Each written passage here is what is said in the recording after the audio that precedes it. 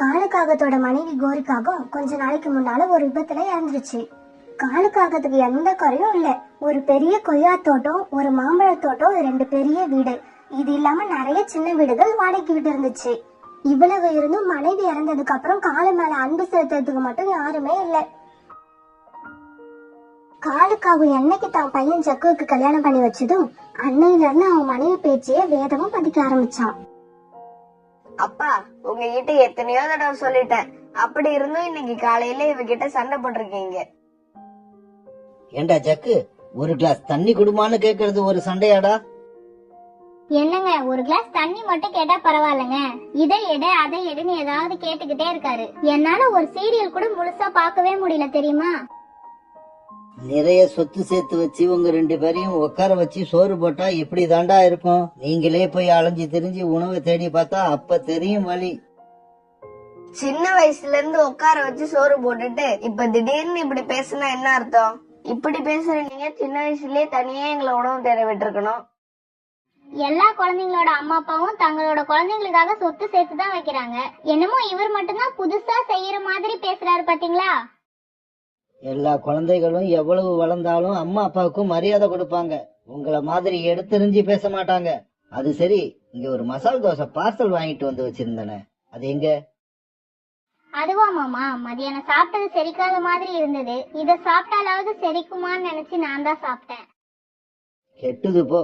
சாப்பிட்டது செரிக்கலன்னா மறுபடி சாப்பிடாம தான் இருப்பாங்க. மேல மேல வச்சு திணிக்க மாட்டாங்க. சரி சரி, வர்றப்ப எனக்கு ஏதாவது சாப்பிட வாங்கிட்டு வாங்க. இப்படி சொல்லிட்டு காலுக்காக வெளியே கிளம்பி போச்சு.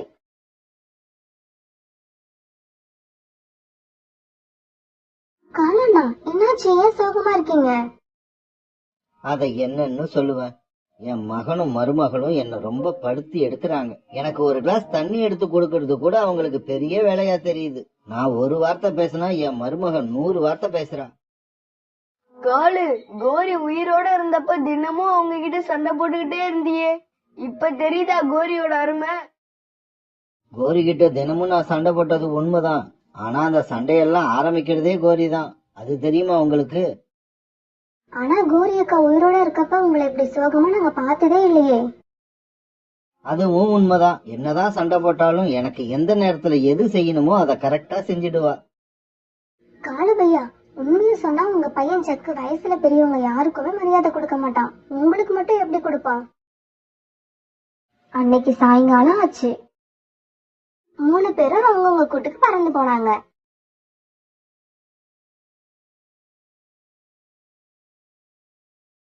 காலுக்காக வீட்டுக்கு போனப்ப ஜக்குவும் மைனாவும் படுத்து தூங்கிட்டு இருந்தாங்க.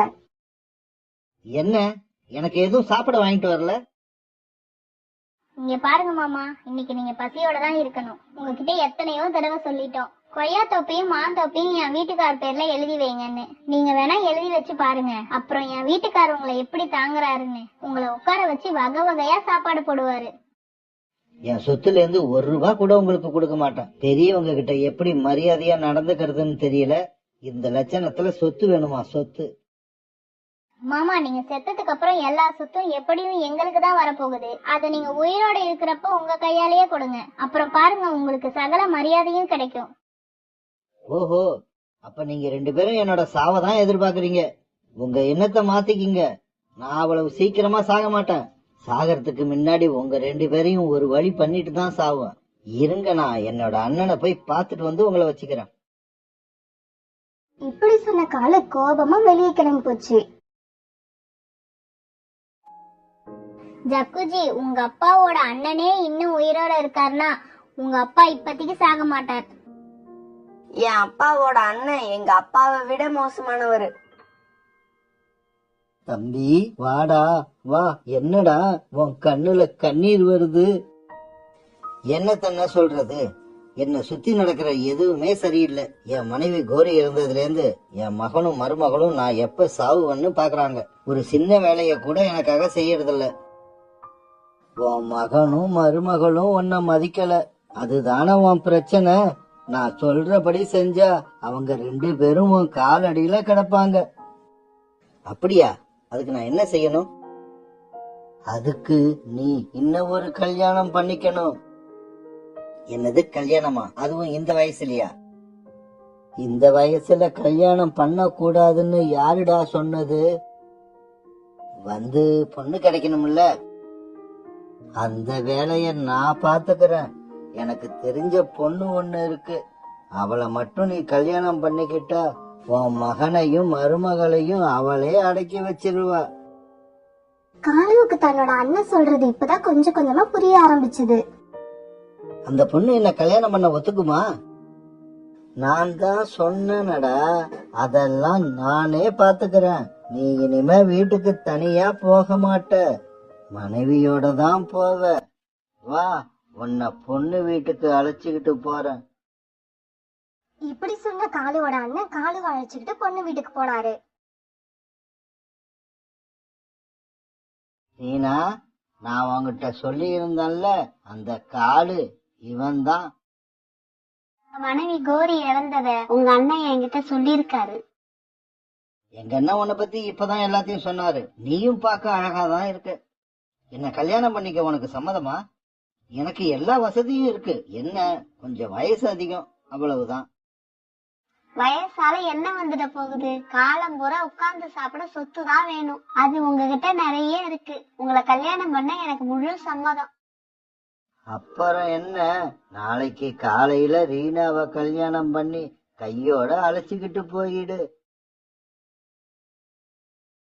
அன்னைக்கு ராத்திரி ஆச்சு.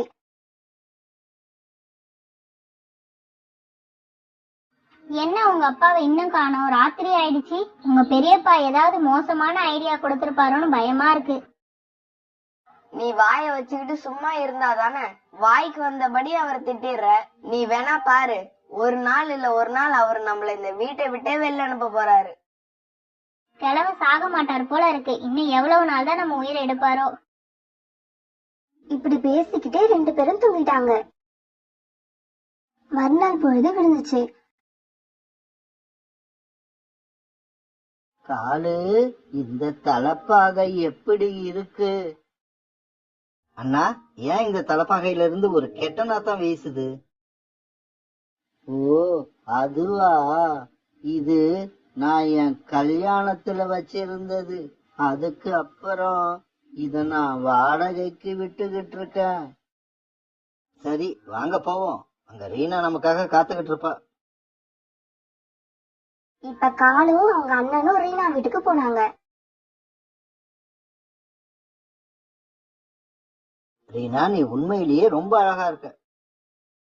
நீங்க மட்டும் என்னவா அழகாதான் இருக்கீங்க. இப்ப உங்களுக்கு வயசு அதிகம்னு யாரும் சொல்ல மாட்டாங்க. உண்மைய சொன்னா இப்ப நீங்க 20 வயசு பையன் மாதிரி இருக்கீங்க. உங்களை பார்க்க எனக்கு வெக்க வெக்கமா வருது. பேச்ச நிறுத்துங்க 2 பேரும். இந்த மாதிரி பேசுறதெல்லாம் வீட்டுல போய் வச்சுக்குங்க. என்னால தாங்க முடியல. ரீனா, என் மகனையும் மருமகளையும் நீ அடக்கி வைப்பன்னு நம்பிதான் உன்னை கல்யாணம் பண்றேன். காலேஜி 2 நாள்ல உங்க மகனையும் மருமகளையும் சுத்தமா அடக்கி காட்டுறேன். அண்ணா, நான் உயிரோட இருக்கிற வரைக்கும் என் சொத்துல இருந்து 1 ரூபாய் கூட அவங்களுக்கு நான் கொடுக்க மாட்டேன். நாம ஏன் கொடுக்கணும்? நமக்கு வேணும். நாளைக்கு நமக்கு குழந்தைங்க பிறந்தா அவங்களுக்கு வேணும். அண்ணா, நாங்க இப்ப கிளம்பலாமா? தாராளமா. ரீனாவை பார்த்து பத்திரமா கூப்பிட்டுக்கிட்டு போ. காலுக்காக இப்ப தன்னோட புது மனைவி ரீனாவை கூட்டிட்டு தன் வீட்டுக்கு பறந்து போச்சு.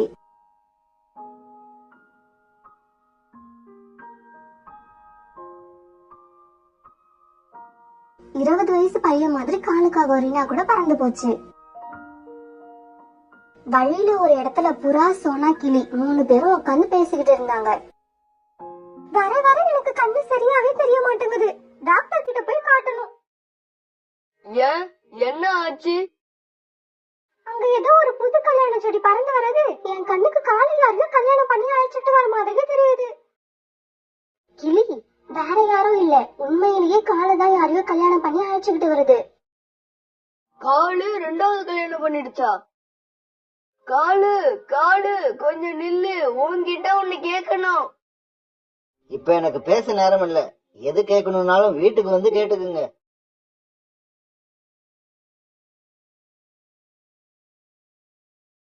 இப்படி சொல்லிட்டு காலுக்காக ரீனாவோட தன் வீட்டுக்கு வந்து சேர்ந்தது. காலுக்காகவும் கூட ஒரு பொண்ணு வரத பார்த்துட்டு ஜக்குவும் அவன் மனைவியும் அதிர்ச்சி ஆனாங்க. அப்பா இவங்க யாருப்பா? செல்லங்களா, நான் யாருன்னு நானே சொல்றேன். ஏன் என்ன பார்த்து இவ்வளவு அதிர்ச்சி ஆவறீங்க? ரீனா, உனக்கு நான் மாமியாரா வேணும்? ரீனாவுக்கு மாமியார்னா ஜக்கு, உனக்கு நான் என்னவா வேணும்? ரீனாவுக்கு மாமியார்னா எனக்கு அம்மாவா? கரெக்ட், உனக்கு நான் புது அம்மா. அப்பா என்னப்பா இது? காசி ராமேஸ்வரன் போக வேண்டிய வயசுல இப்படி கல்யாணத்தை பண்ணிட்டு வந்து நிக்கிறீங்க. அன்பு மகனே, நீயும் உன் மனைவியும் காலேஜுக்கு கொடுக்க வேண்டிய மரியாதையை கொடுத்து நடக்க வேண்டிய விதத்துல நடந்திருந்தா அவரு ஏன் இப்ப கல்யாணம் பண்ண போறாரு? நல்லா பண்ணிக்கிட்டாரு கல்யாணத்தை. இந்த வயசுல இவரு கல்யாணம் பண்ணிக்கிட்ட விஷயம் வெளியில தெரிஞ்சா இந்த காடே கை கொட்டி சிரிக்கும். அடியே அன்பு மருமகளே, நேத்து வரைக்கும் நீங்க 2 பேரும் காலேஜுக்கிட்ட எப்படி நடந்துக்கிட்டீங்கன்னு எனக்கு தெரியாது. அத பத்தி தெரிஞ்சுக்கவும் நான் விரும்பல. ஆனா இந்த நிமிஷத்துல இருந்து ஏதாவது மரியாதை குறைவா உங்க வாயிலிருந்து வார்த்தை வந்தது, உங்க கழுத்தை பிடிச்சி தரன்னு இழுத்துக்கிட்டு போய் வெளியில தள்ளி கதவை சாத்திடுவேன், ஜாக்கிரதை. புதுசா அந்த அம்மா இப்படி பேசுனதை கேட்ட ஜக்குவுக்கும் மைனாவுக்கும் என்ன செய்யறதுன்னே தெரியல. சத்தம் போடாம தலையை குனிஞ்சுக்கிட்டு நின்னாங்க. ஜக்கு, நீ என் மேல கொஞ்சம் கவனம் செலுத்தி இருந்தீன்னா இப்ப இந்த நிலைமை வந்திருக்குமா? விடுங்க காலேஜி இவங்கள, வாங்க நம்ம இன்னொரு புது வீட்டுக்கு போவோம். இப்ப காலுக்காகவும் அதோட புது மனைவியும் இன்னொரு வீட்டுக்கு போனாங்க. சோனா, புறா, கிளி 3 பேரும் காலுக்காகத்தோட கல்யாணத்தை பத்தி விசாரிக்க காலுவோட வீட்டுக்கு வந்தாங்க. காலுபிரியா, எங்க கிட்ட எல்லாம் ஒரு வார்த்தை சொல்லாம போய் கல்யாணம் பண்ணிக்கிட்டீங்களே, ஏன் இப்படி? சோனா தங்கச்சி, நான் என்ன கல்யாணம் பண்ணுவோம்னு நான் நினைச்சேன். எங்க அண்ணனை பார்க்க போனேன், அவர் திடீர்னு இந்த கல்யாணத்தை நடத்தி வச்சுட்டாரு. நீங்க எல்லாம் காலேஜியோட நண்பர்கள் தானே, நீங்களே சொல்லுங்க. இந்த வயசுல காலேஜி அவரோட மகனும் மருமகளும் தானே பாத்துக்கணும். அதை விட்டுட்டு அவங்க 2 பேரும் ஒரு சொத்து மேலேயே கண்ணா இருந்தாங்க. அதனாலதான் காலேஜி அவரை பாத்துக்க என்ன கல்யாணம் பண்ணி கொண்டு வந்துட்டாரு. இதுக்கப்புறம் இவர் சொத்து மேல யாராவது கண்ணை வச்சா அந்த கண்ணை நோண்டி எடுத்துருவேன். காலு, உன் மருமகளோட வாயை அடக்க சரியான ஆளுதான் கல்யாணம் பண்ணிருக்க. இப்படியே சில மாசங்கள் நகர்ந்துச்சு. ஜக்குஜி, நம்மள சுத்தி என்ன நடக்குதுன்னே தெரியாம இப்படி சாப்பிட்டுக்கிட்டே இருந்தா எப்படி? என்ன நடக்குது சொன்னாதானே தெரியும். திங்கறதுக்கு மட்டும் யாரும் சொல்லித்தர தேவையில்ல, அது மட்டும் தனக்கா தெரியும். சொல்ல வந்தத நேரா சொல்லு, சுத்தி வளைச்சு பேசாத. உங்க அப்பா 2வது கல்யாணம் பண்ணிட்டு வந்திருக்காரே ரீனா, நாளைக்கு அவங்களுக்கு குழந்தை பிறந்தா என்ன நடக்கும் தெரியுமா? நம்ம 2 பேரும் தலையில துண்ட போட்டுக்கிட்டு போக வேண்டியதுதான். மைனா, நானும் இத பத்தி யோசிச்சுக்கிட்டு தான் இருக்கேன். யோசிச்சுக்கிட்டே இருந்தா ஒன்னும் ஆகாது. நான் சொல்றத கேளுங்க. பிரச்சனை வந்ததுக்கு அப்புறம் தவிக்கிறத விட வரத்துக்கு முன்னாடியே சுதாரிக்கிறதா புத்திசாலித்தனம். நான் உங்க அப்பாவை போட்டு தள்ளுறதா முடிவு பண்ணிட்டேன். எங்க அப்பாவை கொன்னுடலான்னு சொல்ற? ஏன், பாசம் கண்ணை மறைக்குதா? அப்படியெல்லாம் ஒண்ணும் இல்ல, எப்படி கொல்றதுன்னு தான் யோசிக்கிறேன். நான் ஏற்கனவே யோசிச்சு வச்சுட்டேன். டாக்டர்கிட்ட போய் ஏதாவது விஷத்தை வாங்கிட்டு வந்து சாப்பாட்டுல கலந்து உங்க அப்பாவுக்கு கொடுக்க போறேன். சரி சரி, நீ போய் சீக்கிரம் விஷத்தை வாங்கிட்டு வா, இன்னைக்கே வேலையை முடிச்சிடுவோம். மண்ணா உடனே டாக்டர் கிட்ட வேகமா பறந்து போச்சு. டாக்டர், எனக்கு சாப்பிட்டவங்க உடனே சாகணும், அந்த மாதிரி நல்ல விஷமா கொடுங்க. இதோ இந்த விஷத்தை எடுத்துக்கிட்டு போ. இந்த விஷம் தொண்டைக்கு கீழே இறங்கினாலே சாவு நிச்சயம். டாக்டர், நீங்க சொல்றது உண்மைதானே? சந்தேகமாயிருந்தா சாப்பிட்டு பார்த்து எடுத்துட்டு போ. வேணாம் டாக்டர், வேணாம். எனக்கு உங்க மேல நம்பிக்கை இருக்கு. இப்படி சொன்ன மைனா விஷத்தை எடுத்துக்கிட்டு பறந்து போச்சு. விஷத்தை எடுத்துக்கிட்டு வீட்டுக்கு வந்த மைனா அந்த விஷத்தை சாப்பாட்டுல கலந்துச்சு. ஜக்குஜி, இந்த சாப்பாட்டை நீங்க எடுத்துட்டு போறீங்களா இல்ல நான் எடுத்துட்டு போகவா? நீயே எடுத்துக்கிட்டு போய் கொடுத்துட்டு வா. அப்பா, விஷம் வச்சு பையனே கொல்றான்னு தப்பா நினைக்காதீங்க. எப்படி இருந்தாலும் ஒரு நாள் நீங்க சாகதானா போறீங்க. எங்களோட வசதிக்காக கொஞ்சம் சீக்கிரமா அனுப்பி வைக்கிறோம். இதுல வேற எந்த கெட்டனமும் இல்லப்பா. ஜக்கு மைனாவும் பேசினதெல்லாம் காலுக்காக ஜன்னலுக்கு வெளியில உட்கார்ந்து கேட்டு கண்ணீர் விட்டுது. சொத்துக்காக மகனும் மருமகளும் நம்மள கொல்ற அளவுக்கு வந்துட்டாங்க. இன்னும் என் வாழ்க்கையில என்னென்ன நடக்க போகுதோ. இப்படி நினைச்சுக்கிட்டே காலுக்காக வீட்டுல வந்து உக்காந்துச்சு. காலுஜி, ஏன் உங்க முகம் ரொம்ப வாட்டமா இருக்கு? இன்னைக்கு மட்டுமா என் முகம் வாட்டமா இருக்கு? கோரி என்னைக்கு இறந்தாலோ அன்னையில இருந்து எனக்கு சந்தோஷமே மறந்து போயிடுச்சு. காலுக்காக இப்படி சொல்லிக்கிட்டு இருக்கப்ப மைனா சாப்பாட்டை கொண்டு வந்து வச்சுச்சு. மாமா, அத்தை, 2 பேருக்கும் உணவு எடுத்துட்டு வந்திருக்கேன், சாப்பிட வாங்க. நல்லதுமா, அப்படியே வச்சுட்டு போ, நாங்க அப்புறமா சாப்பிட்டுக்கிறோம். இல்ல மாமா, இது உங்களுக்காக ஸ்பெஷலா செஞ்சது. நீங்க சாப்பிடுறத பார்த்தாதான் எனக்கு மனசு நிம்மதியா இருக்கும். உன்னோட நிம்மதியை மட்டும் பார்க்காத, மத்தவங்கள பத்தியும் கொஞ்சம் நினைச்சு பாரு. காலுஜி, வாங்க, உங்க மருமக ஆசையா கொண்டு வந்து வச்சிருக்கா, சாப்பிட்டு பாப்போம். ரீனா, அத சாப்பிடாத, அதுல விஷம் கலந்திருக்கு. கலந்தது வேற யாரும் இல்ல, என் மகனும் மருமகளும் தான். காலுஜி, இது எப்படி உங்களுக்கு தெரியும்? காலு நடந்தது எல்லாத்தையும் ரீனா கிட்ட சொல்லுச்சு. உங்க மகனும் மருமகளும் சொத்துக்காக இந்த அளவுக்கு போவாங்கன்னு நான் நினைச்சு கூட பாக்கலங்க. ரீனா, எனக்கு மனசு சரியில்லை, வா கொஞ்சம் வெளியில போயிட்டு வருவோம். வீட்டுல இருந்து கிளம்புன காலுவும் ரீனாவும் ஒரு புல்தரையில வந்து உட்கார்ந்தாங்க. புல்தரையில வந்து உட்கார்ந்த காலை எதுவுமே பேசாம எங்கேயோ பாத்துக்கிட்டு உட்கார்ந்து இருந்துச்சு. காலுவ கொல்ற அளவுக்கு வந்துட்டாங்க. விஷம் கலந்த விஷயம் ஒருவேளை காலுக்கு தெரியலன்னு வச்சுப்போம். காலு அதை சாப்பிட்டுட்டு உயிரை விட்டுருக்கும். காலு செத்துடுச்சுன்னா நம்ம கதி அதோ கதிதான். சட்டப்படி சொத்துல பங்கு கேட்கணும்னா கையில குழந்தை இருக்கணும். நம்ம கிட்ட அதுவும் கிடையாது. ஏதாவது பேசி காலுவோட சொத்தையெல்லாம் எழுதி வாங்கணும். இல்லன்னா நம்ம காலுவ கல்யாணம் பண்ணிக்கிட்ட நோக்கமே நிறைவேறாம போயிடும். காலுஜி, என்ன எதுவுமே பேசாம உட்கார்ந்துருக்கீங்க? ஒண்ணும் இல்ல ரீனா, நடக்கிறதெல்லாம் நினைச்சா ரொம்ப வேதனையா இருக்கு. காலுஜி, உங்களை சந்தோஷப்படுத்துற மாதிரி என்கிட்ட ஒரு ஐடியா இருக்கு, அத சொல்லவா? அத கொஞ்சம் சீக்கிரமா சொல்லு, உன்னாலயாவது கொஞ்சம் நிம்மதி கிடைக்குதான்னு பாப்போம்.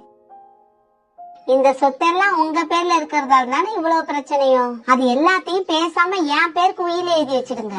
அதுக்கப்புறம் உங்களை நான் நிம்மதியா சந்தோஷமா வச்சுப்பேன். ரீனா, நீயுமா என் சொத்து மேலேயே குறியா இருக்க? காலுஜி, என்ன பத்தியும் ஒரு நிமிஷம் யோசிச்சு பாருங்க. சின்ன வயசு உள்ளவங்களே திடீர்னு சாவறாங்க. உங்களுக்கோ வயசு அதிகம். எப்ப என்ன நடக்கும்னே சொல்ல முடியாது. அப்படி ஏதாவது ஆயிடுச்சுன்னா உங்க மகனும் மருமகளும் என்ன கழுத்தை பிடிச்சு வெளியே தள்ளிடுவாங்க. ரீனா, நீயும் என் சாவை பத்தி தான் யோசிச்சுக்கிட்டு இருக்கியா? ரீனா, நான் இப்ப சாகரவும் கிடையாது. எனக்கு என்ன உடம்பு சரியில்லாம இருக்கா, இல்ல நான் படுக்கையில கிடக்குறேனா? எதுவுமே இல்ல, நான் ஆரோக்கியமா இருக்கேன். இத பத்தி நீ எதுவும் கவலைப்படாத. நான் கவலைப்படாம இருப்பேன். ஆனா உங்க மருமக நீங்க உயிரோட இருக்கிறத பார்த்து கவலைப்படுறாளே, அவளால உங்களுக்கு எதுவும் ஆகாதுன்னு என்ன நிச்சயம்? இதுக்கப்புறம் உங்க இஷ்டம். மாந்தோப்பையும் நம்ம குடியிருக்கிற வீட்டையும் என் பேருக்கு உயிர் எழுதி வச்சா நான் உங்க கூட இருப்பேன். முடியாதுன்னா சொல்லுங்க, நான் இப்பவே கிளம்புறேன். ரீனாவோட பேச்சை கேட்ட காலுக்காகத்துக்கு என்ன பண்றதுன்னே தெரியல. ரீனா, தயவு செய்து என்ன விட்டுட்டு போயிடாத. நீ கேட்ட மாதிரியே நான் எழுதி தரேன். என்னோட எல்லா டாக்குமெண்ட்டையும் ஒரு சேஃப்டிக்காக சோனா குருவி வீட்டுல கொடுத்து வச்சிருக்கேன். சரி, நீ வீட்டுக்கு போ, நான் அதுகிட்ட போய் நீ எப்படி சொன்னியோ அந்த மாதிரி உயிர் எழுதி வச்சிட்டு வரேன். இப்படி சொன்ன காலு சோனா குருவி கூட்ட நோக்கி பறந்து போச்சு. காலு, நான் உன்னை கல்யாணம் பண்ணிக்கிட்டதே உங்க சொத்துக்காக தான். சொத்தை என் பேருக்கு மாத்திக்காம உன் கூட வாழ நான் என்ன பைத்தியக்காரியா? சொத்து என் பேருக்கு முதல்ல வரட்டும், அதுக்கப்புறம் உன்னை என்ன செய்யலாம்னு யோசிக்கிறேன். காலு பையா, தயவு செஞ்சு சொத்தை ரீனா பேருக்கு எழுதி வச்சிடாத. ஏன்னா அது நடந்துக்கிறத பார்த்தா சொத்தை அடையிறது தான் அதுவும் குறியா இருக்கு. அப்படி அது பேர்ல மாத்தி எழுதிட்டுனா அது உன்னை விட்டுட்டு ஓடிடும், இல்ல உன்னை கொன்னுடும். சொத்தை எழுதி கொடுக்கலன்னா ரீனா என்னை விட்டு போயிருன்னு சொல்றாள. காலு பையா, என் பேச்ச கேளு.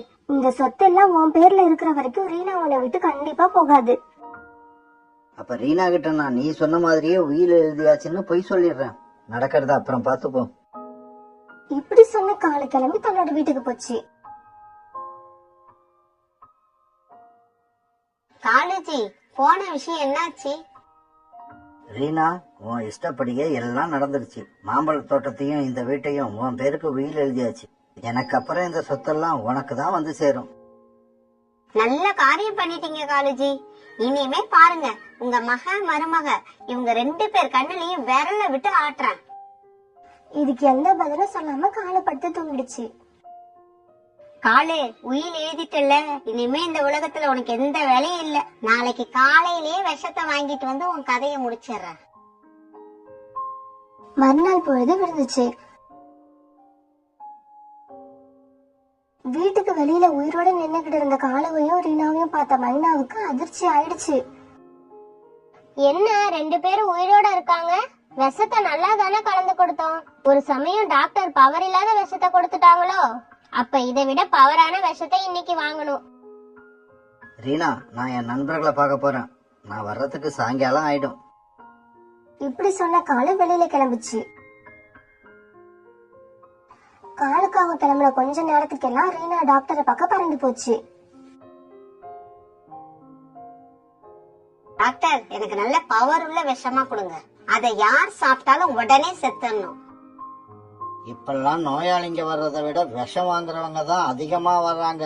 இந்தா, நீ கேட்ட விஷம். இத சாப்பிட்டா 2 நிமிஷம்தான் சொர்க்கத்துக்கு டிக்கெட் கன்ஃபார்ம் ஆயிடும்.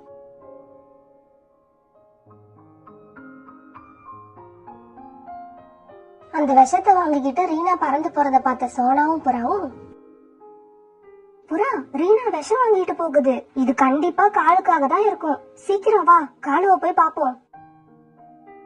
காலு பையா, உன்னை எங்கெல்லாம் தேடுறது? உங்க 2வது மனைவி ரீனா விஷம் வாங்கிட்டு போறாங்க. இதை கேட்ட காலு அழுதுச்சு.